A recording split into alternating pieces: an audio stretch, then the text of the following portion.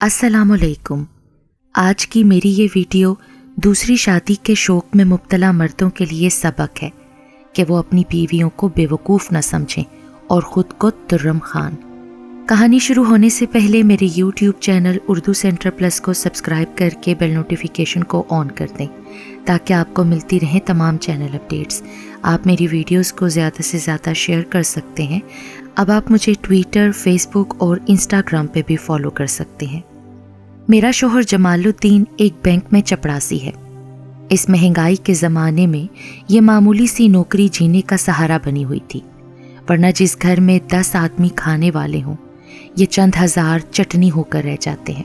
और इस पर क़यामत ये कि जमालुद्दीन कभी घर के मामलात में संजीदा नहीं हुआ। मुझसे उसकी शादी ज़बरदस्ती की तो थी नहीं कि जबरन भुगत रहा हो। मेरे घर के 100 फेरे लगाए थे, तब मेरे अब्बा राज़ी हुए थे, वरना उस वक्त तो मेरा फूफीज़ाद भाई मेरे वास्ते पागल बना हुआ था कि शादी होगी तो जमीला से, वरना मैं मर जाऊंगा। जमालुद्दीन से हमारी कोई रिश्तेदारी नहीं थी। मेरे अब्बा के दोस्त का बेटा था, हैदराबाद से आया था। अब्बा की कोशिश से बैंक में चौकीदारी मिल गई, तरक्की करके चपरासी हो गया, यूनिफॉर्म मिल गया तो उसके तो अंदाज ही बदल गए। बाबुओं की तरह कलफ लगे साफ सुथरे कपड़े पहनकर घर से निकलता तो गली की लड़कियां दरवाजे के पट खोल खोल कर झांकने लगती। वर्जिशी जिस्म था, अकेली जान थी, खाना पीना अच्छा था। अब्बा ने ऊपर की कोठड़ी उसे किराए पर दे दी थी। खाना हमारे घर से जाने लगा था। मुझे वो अच्छा तो लगता था, मगर ऐसा भी नहीं कि उसके सिवा किसी और से शादी ना करने की कसम खाती। कभी कभी सामना हो जाता तो घबरा कर दुपट्टा ठीक करने लगती और जमालुद्दीन कहता कि मुझे तेरी ये अदा लूट गई। अब्बा से मेरा रिश्ता मांगा, उनके लिए अब वो गैर नहीं था, मगर वो फिर भी अपनी लड़की को बरादरी में ब्याहना चाहते थे। हीले बहाने करके उसे टालना चाहा, मगर वो तो गोंद की तरह चिपक गया। अब्बा इनकार करते तो वो 100 दफ़ा उनके पाँव दाबता।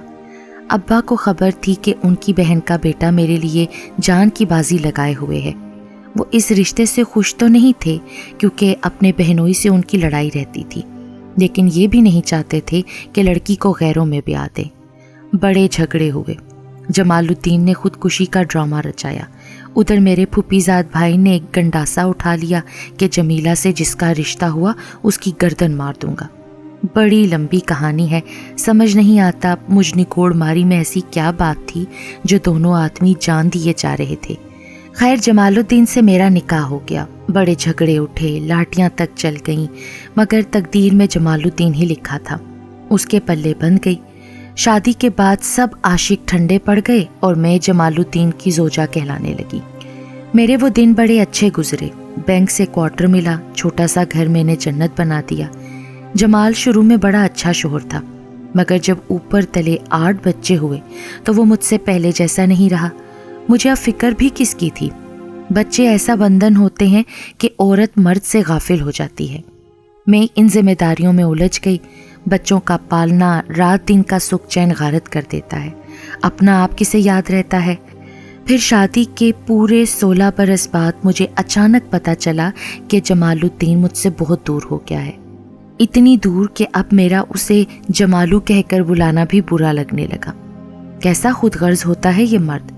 भला ये बच्चे मैं अपने मेके से लाई थी, उसी के दिए हुए तोहफे थे ना, उसी की ज़ात के टुकड़े थे जिन्हें पालने पोसने की जिम्मेदारी मुझे औरत होने के नाते निभाना थी। इन जिम्मेदारियों को पूरा करो तो वो उकता कर चल देता है। मैं हैरान थी कि औलाद के जवान होने पर ये अचानक कैसे बदल गया। घर में आता तो मुंह फूला फूला होता, खाने का पूछती तो बेजारी से कहता खा कर आया हूँ। 5 बजे सारे बैंक बंद हो जाते हैं, मगर ये रात 11 बजे से पहले नहीं आता था। सबसे छोटी बच्ची अभी 4 बरस की थी और वो मुझे बड़ी भी कहने लगा था। आखिर में औरत ज़ात थी, डर गई क्योंकि वो अब भी पहले जैसा कड़ियल जवान था। वो पहले जैसा खूबरू नहीं रहा था। रंगत खासी झुलस गई थी, मगर चलने फिरने में अब भी जवान लगता था। मैंने ज़रा खोज लगाया तो सर पीट लिया। बराबर वाले मोहल्ले की एक बेवा से इश्क की पींगे बढ़ा रखी थी। जवान लोंडिया थी, 17-18 साल की उम्र में बेवा हो गई। यूं वो उसकी बेटी के बराबर थी। अगर सहारा देना था तो बाप बनकर देता ना, مگر وہاں تو معاملہ ہی کچھ اور تھا۔ لڑکی کا باپ اندھا تھا، بیوہ ہو کر وہ گھر آ گئی، ماں زندہ نہ تھی، سر پر بھائی کا سایہ بھی نہ تھا۔ وہ ملازمت کے لیے نکلی اور جانے جمال الدین سے اس کی کہاں ٹکر ہو گئی۔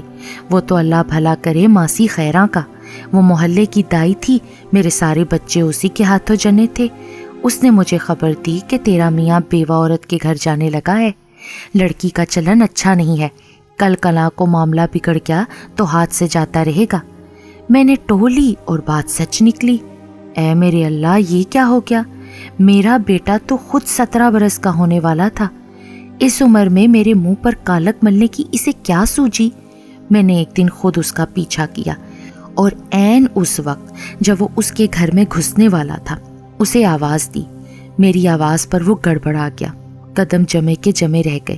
اتنے میں پاس آ گئی اور کندھا پکڑ کر بولی، یہاں کون سی تیری ماں جائے رہتی ہے ہیں؟ محلے والے سن لیں گے، یہ میرے دوست کا گھر ہے، تو یہاں کیسی آئی؟ میں نے آواز اور اونچی کر لی، یہاں تیرا کون سا دوست رہتا ہے؟ یہاں تو میری سوتن رہتی ہے، صاف صاف بول، آج فیصلہ کرنے آئی ہوں میں۔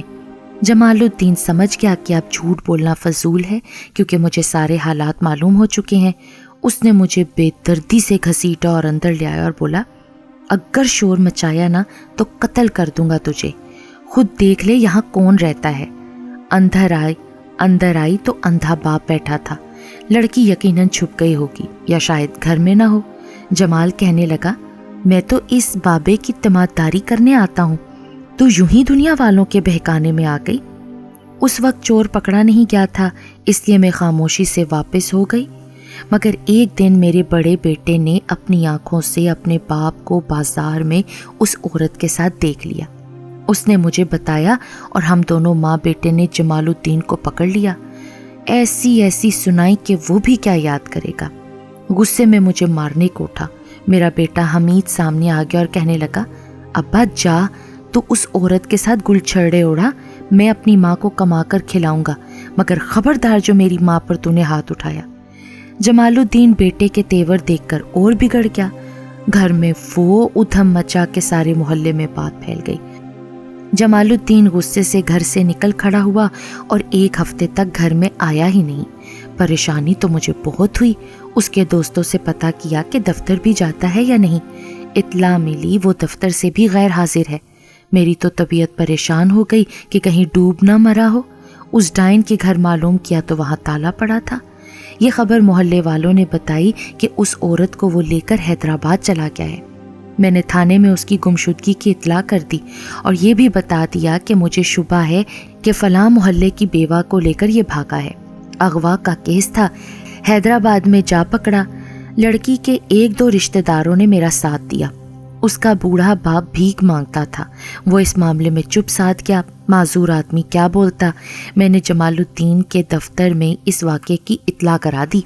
تھانے میں بھی اس کی خاصی کھچائی ہوئی، لوگوں نے درمیان میں پڑھ کر ہماری صلح کرائی۔ لڑکی کو اس کے دوسرے رشتہ دار لے گئے، وہاں اس کا کسی سے نکاح کروا دیا۔ چلو اس چڑیل سے تو جان چھٹی، مگر جمال الدین کا مزاج تو اور بگڑ گیا۔ رات کو دیر سے آتا، مجھ سے سیدھے منہ بات نہ کرتا۔ بڑے بیٹے سے تو اللہ واسطے کا بیر ہو گیا تھا اس کو۔ وہ میٹرک کا امتحان دے کر کہیں ملازمت کرنا چاہتا تھا۔ اس نے اپنی سی کوشش کر کے ایک ورک شاپ میں منشی گیری کر لی، مگر باپ نے اس کے واسطے کچھ نہیں کیا۔ اسی طرح منہ پھلائے رکھا۔ مجھ پر بات بات پر بگڑتا کہ تو میری خوشیوں کی قاتل ہے۔ سمجھ نہیں آتا تھا کہ اسے کیسے سیدھے راستے پر لاؤں۔ گھر میں بچے بڑے ہو رہے تھے، حمید جوان تھا، اس کے بیاہ کی عمر تھی، مگر یہاں تو معاملہ ہی الٹا تھا۔ جمال الدین ہر کسی سے کہتا پھرتا کہ دوسرا بیاہ کروں گا، چاہے اس کے لیے مجھے بھکاری ہی کیوں نہ پڑنا پڑے۔ میں نے یہاں تک سنا کہ 2-4 گھروں میں اس نے کوشش بھی کی، لیکن اب سب کو پتہ چل گیا تھا کہ یہ تو 8 بچوں کا باپ ہے اور دماغ اس کا چل گیا ہے۔ انہی دنوں ہمارے محلے میں ایک فیملی آ کر رہی، میاں بیوی، 2 جوان لڑکے اور ایک لڑکی۔ لڑکے کسی فیکٹری میں ملازم تھے، لڑکی میٹرک کا امتحان دے رہی تھی۔ اچھے بھلے مانس لوگ تھے، میرا ان کے گھر آنا جانا ہو گیا۔ مجھے لڑکی بھلی لگی، باتوں باتوں میں حمید کے لیے ان کی رضا لینی چاہی۔ وہ راضی ہو گئے۔ گھر میں آ کر دبے لفظوں میں جمال سے ذکر کیا کہ میں حمید کا رشتہ کرنا چاہتی ہوں۔ وہ تو جیسے بھرا بیٹھا تھا، بولا میری طرف سے تو تم سب لوگ مر گئے ہو، تم سب جاؤ جہنم میں، مجھ سے تو کوئی امید نہ رکھو کہ تمہارے لاڈلے کا بیاہ کروں گا۔ جمال الدین کا تو سچ مچ دماغ چل گیا تھا۔ میں چپ ہو گئی۔ دوسرے دن لڑکی والوں کے گھر گئی اور رو رو کر ساری بھپتا سنا دی کہ میرا شوہر اس معاملے میں دلچسپی نہیں لیتا، گھر میں وہ تنخواہ کا دھیلا تک نہیں دے رہا، جب سے حمید کو کام ملا تھا اس نے خرچہ دینا بالکل بند کر دیا تھا۔ دل بھرا ہوا تھا، ساری حقیقت ان لوگوں کو بتاتی کہ میں کیا کروں، بیٹے کی شادی کرنا چاہتی ہوں، شاید گھر میں بہو آ جانے سے اس کے دماغ کا خناس دادا بننے سے دور ہو جائے، مگر بیاہ کا خرچہ کیسے پورا کروں گی؟ جمال تو ذرا دلچسپی لے نہیں رہا۔ لڑکی کی ماں ہنسنے لگی اور کہنے لگی، بہن یہ مرد ذات ہی ایسی ہے، میں نے تو سنا ہے کہ وہ کسی بیوہ کے چکر میں بھی تھا۔ زکیہ کے باپ بتا رہے تھے کہ تھانے تک نوبت جا پہنچی تھی۔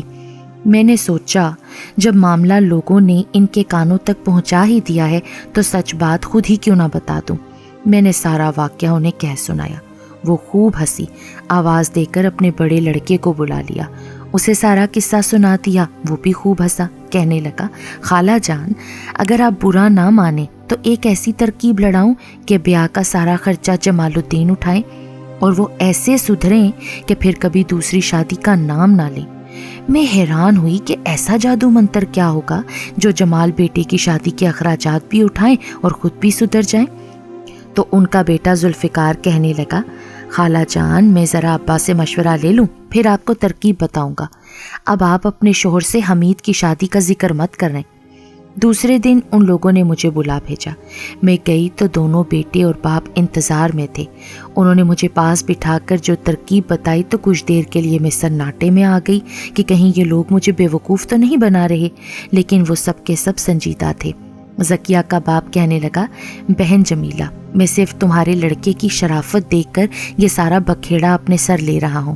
میں چاہتا ہوں کہ تمہارا شوہر بھی صحیح راستے پر آ جائے اور میری بیٹی بھی ایک شریف لڑکے کی شریک حیات بن جائے، اور اس شادی کے اخراجات بھی تمہارا شوہر خوش اسلوبی سے پورے کرے۔ میں نے پتہ کرایا ہے کہ تمہارے میاں کو بینک سے 4 لاکھ کا قرض مل سکتا ہے۔ اگر وہ یہ قرضہ لے کر شادی پر لگائے تو تمہاری فکر دور ہو جائے اور آئندہ اس کی تنخواہ سے قرضہ اترتا رہے گا۔ بات معقول تھی، مگر ان تمام بکھیڑوں کو سمیٹنے کی جو ترکیب ان باپ بیٹوں نے بتائی تھی وہ ذرا خطرناک تھی، کیونکہ بنا پرکھے ان پر بھروسہ بھی کیسے کیا جا سکتا تھا۔ مجھے چپ دیکھ کر زکیہ کی ماں بولی، بہن کہیں تو یہ تو نہیں ڈر رہی نا کہ تیرا میاں تیرے ہاتھ سے نہ نکل جائے؟ تو یہ ڈر دل سے نکال دے، صرف تیری خاطر یہ سارا ڈرامہ رچایا جا رہا ہے۔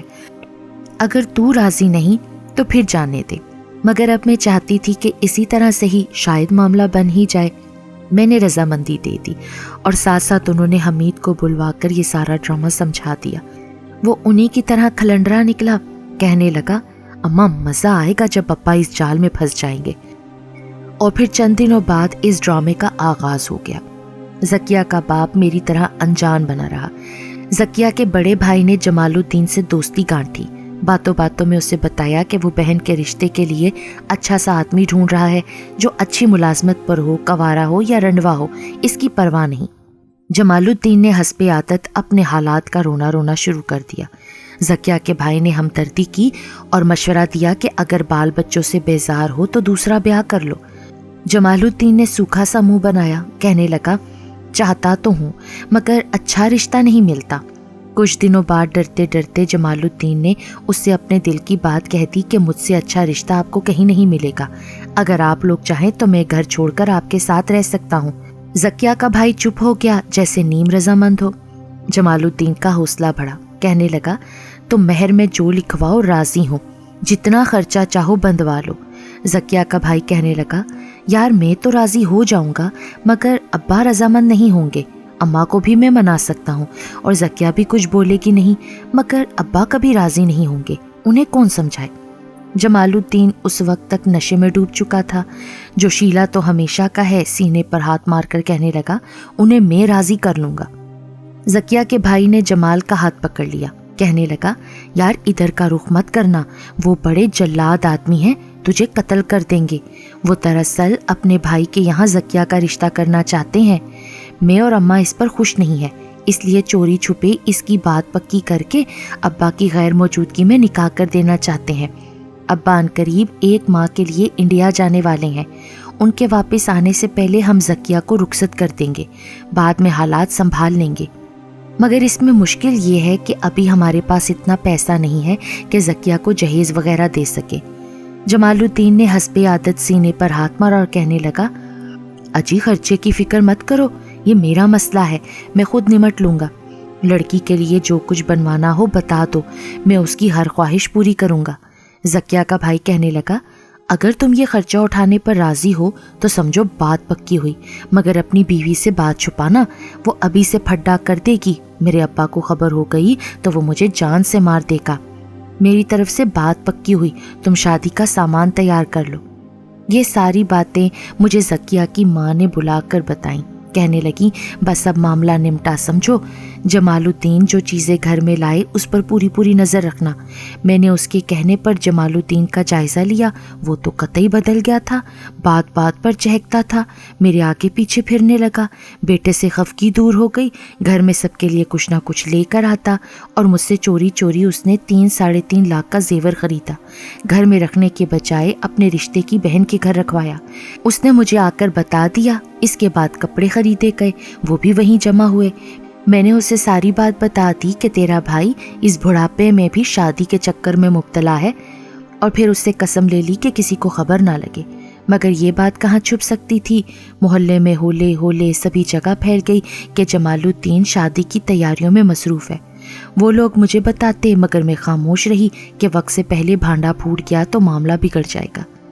ادھر اس نے زکیہ کو تحفے بھجوانے شروع کر دیے، کبھی اس کے لیے سوٹ کا کپڑا لاتا، کبھی پرس لے چلا جاتا۔ یہ سارے تحفے زکیہ کی ماں بعد میں میرے حوالے کر دیتی کہ لڑکے کی بری کے کام آئیں گے۔ مجھے اب ان لوگوں پر یقین ہو گیا تھا۔ دفتر سے پتہ کرایا تو وہاں سے خبر ملی کہ اس نے بینک سے موٹر سائیکل کے نام پر قرضہ لیا ہے۔ وہاں اس نے اپنی شادی کی تاریخ تک پھیلا دی تھی، اور سنا گیا ہے کہ چاول گھی وغیرہ سب کا انتظام کر لیا تھا۔ اس پر شادی کا نشہ اتنا گہرا چڑھا ہوا تھا کہ دفتر میں فالتو وقت میں رنگین کاغذوں کے پھول بنایا کرتا کہ حجرہ عروسی سجاؤں گا۔ اس کے افسر اس سے مذاق کرتے کہ میاں کیوں اس جھنجٹ میں پڑے ہو، مگر وہ قطعی سنجیدہ تھا۔ سب لوگوں سے وعدہ کر لیا کہ شادی خیر خیریت سے ہو جائے تو شاندار دعوت ولیمہ دوں گا۔ اس کا پروگرام تھا کہ لڑکی کو بعد میں کسی جگہ ملازمت دلا دے گا، اور پھر دونوں ٹھاٹھ سے زندگی بسر کریں گے۔ دفتر میں بھی سبھی کو حیرانی تھی کہ ایک پڑھی لکھی لڑکی اس جاہل اجڑ 8 بچوں کے باپ سے شادی پر کیسے آمادہ ہو گئی۔ یہ ساری باتیں مجھے میرے بیٹے حمید نے آ کر بتائیں کہ ابا قرضہ لے چکا ہے، چاول چینی عنقریب ہی لانے والا ہے۔ نومبر کی 30 تاریخ شادی کے لیے مقرر ہوئی۔ زکیہ کا باپ پروگرام کے تحت 1 دن پہلے حیدرآباد چلا گیا۔ جمال الدین کو یہ کہا گیا کہ وہ انڈیا جانے کے لیے لاہور روانہ ہو گیا ہے۔ اب اسکیم یہ بنی کہ بیوی سے چوری چھپے جمال الدین زکیہ کے گھر جائے گا، وہاں قاضی وغیرہ کا پورا انتظام ہوگا۔ مہر کی رقم 50,000 ہے، بری 1 گھنٹہ پہلے پہنچا دی گئی۔ مجھے ساری خبریں مل رہی تھیں، مگر میں انجان بنی ہوئی تھی، اور جب جمال الدین ساری بری لڑکی والوں کے حوالے کر چکا اور 25,000 کی نقد رقم بھی ان لوگوں کے ہاتھ میں پہنچ گئی، اور نکاح کے لیے مولوی بلانے لڑکا روانہ ہو گیا، تو پروگرام کے تحت بالکل اچانک زکیہ کا باپ واپس آ گیا۔ ایسا ڈرامہ تھا کہ جس نے دیکھا وہی اس کا صحیح منظر پیش کر سکتا ہے۔ جمال الدین جو اپنا لایا صحرا باندھنے کی تیاریاں کر رہا تھا، بوکھلا کر کھڑا ہو گیا۔ زکیہ کا چھوٹا بھائی گھبرا کر بھاگنے لگا۔ یہ اس کی اداکاری تھی جس میں باپ نے بھی اپنے جوہر دکھائے۔ کڑک کر بولا، یہ سب کیا ہے؟ یہ کیسی تیاری ہے؟ جمال الدین نے جھٹ اس کے پاؤں پکڑ لیے۔ زکیہ کے باپ نے اسے زور سے ٹھوکر ماری اور بجلی کی طرح کڑکدار آواز میں بولا، تو یہاں کیوں آیا ہے؟ سچ سچ بتا۔ اتنی دیر میں بڑا لڑکا مولوی کو لیے آ گیا۔ مولوی بھی کوئی نکلی تھا۔ خان صاحب نے بیٹے کو گریبان سے پکڑ لیا اور گرج کر پوچھا، بول، میری غیر موجودگی میں تم سب لوگ کیا کر رہے تھے؟ لڑکے نے سارا معاملہ بتا دیا کہ ابا، ہم زکیہ کی شادی اس سے کر رہے تھے۔ عین اسی وقت زکیہ کی ماں کے بلانے پر میں بھی حمید کو لے کر کمرے میں داخل ہو گئی۔ یہاں جو نقشہ دیکھا وہ کچھ اس طرح کا تھا کہ ذکیہ کے باپ نے پستول پکڑی ہوئی تھی. وہ گرج گرج کر کہہ رہا تھا میں تم سب کو قتل کر دوں گا، اور جمال الدین نے اس کے پاؤں پکڑے ہوئے تھے کہ خان صاحب میرا قصور نہیں، مجھے تمہارے لڑکے نے ورغلایا تھا، مجھے بخش دو. ادھر جب میں داخل ہوئی تو جمال الدین بھاگ کر میرے پیچھے چھپ گیا، گھگھیا کر بولا جمیلہ خدا کے واسطے مجھے بچا لے، خان صاحب مجھے مار رہے ہیں. مگر میں تو خود اس کے لیے غیظ و غضب کا گولہ بن کر آئی تھی. سامنے سے ہٹ گئی اور بولی خان صاحب یہ میرا شوہر دوسرا بیاہ کر رہا تھا، اسے گولی مار دو تاکہ پاپ کٹے. خان صاحب پستول تانے آگے بڑھے اور معاملہ بہت سنگین نظر آنے لگا کیونکہ جمال الدین رونے لگا تھا. اس پر خان صاحب بولے تم نے ہماری عزت خراب کی کہ لڑکی کے گھر پر اس کے باپ کی غیر موجودگی میں بارات لے کر آئے اور اب اس کی سزا تمہیں بھگتنا ہوگی. تمہارا کوئی جوان لڑکا ہے؟ حمید پر جمال الدین کی نظر پڑی جو دروازے پر کھڑا سارا ڈرامہ دیکھ رہا تھا. خان صاحب بولے اسے اندر بلاؤ. حمید منتظر تو تھا، جھٹ آ گیا. خان صاحب کہنے لگے اب تمہاری جان بخشی اسی صورت میں ہو سکتی ہے کہ اپنے لڑکے سے میری بیٹی کا نکاح کر دو. ہمارے یہاں سے بارات خالی نہیں جاتی، اب تمہاری جگہ اس لڑکے کو بیٹھنا ہوگا. جمال جھٹ راضی ہو گیا، اپنا صحرا فوراً حمید کے سر پر رکھ دیا اور یوں جھٹ پٹ تیاری ہوگی. میں بھی چیخنے چلانے سے باز رہی کہ بغیر کچھ بولے ہی بات بن رہی ہے تو شور مچانے سے کیا فائدہ. اسی وقت نکاح ہو گیا. نکاح کے لیے دوسرا مولوی بلوایا گیا تھا کیونکہ نقلی مولوی اس ڈرامے کے دوران بھاگ چکا تھا اور اسی روز پھر لڑکی کی رخصتی بھی ہو گئی. جمال الدین کو میں نے سنبھال لیا، اسے سمجھایا کہ شکر کرو تمہاری جان بچ گئی، اگر یہ تمہیں گولی مار دیتے تو تمہارے نکاح کی بجائے تمہارا جنازہ پڑھا جا رہا ہوتا. یہ کہہ کر میں رونے لگی اور جمال مجھے سچ مچ سینے سے لگا کر خود بھی رونے لگا. یہ ترکیب انتہائی کامیاب رہی. میرا بیٹا بہو کو لے کر علیحدہ مکان میں رہتا ہے اور وہ دونوں بہت خوش ہیں. جمال الدین خان صاحب سے اب بھی اسی طرح ڈرتا ہے اور مجھے یقین ہے کہ اب زندگی بھر دوسری شادی کا نام نہیں لے گا.